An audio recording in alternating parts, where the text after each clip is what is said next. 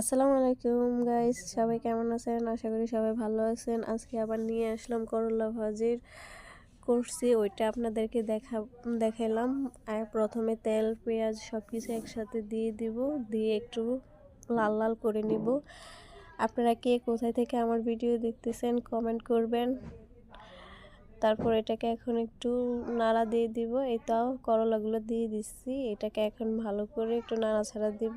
দেওয়ার পরে যা কিছু লাগে যেমন হলুদ লবণ এগুলো এখন দিব।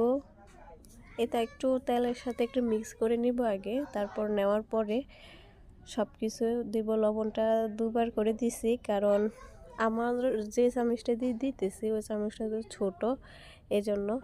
এখন আবার দিব হলুদের গুঁড়া দেওয়ার পরে দুবার করে দিছি, দিয়ে এটাকে এখন একটু নাড়াচাড়া দিব।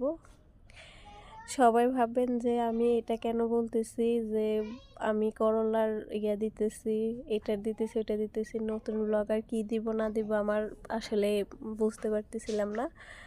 তো ভাবলাম যে যা করি, যা রান্না করি এগুলোই আপনাদের সবার সাথে শেয়ার করলাম।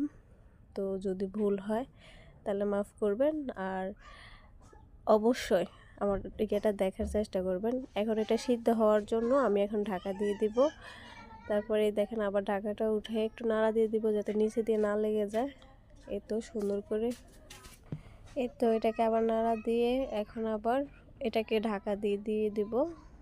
দেখেন এটা একটু সিদ্ধ হয় নাই, আর একটু সিদ্ধ হবে, এই জন্য আবার ঢাকা দিয়ে দিব।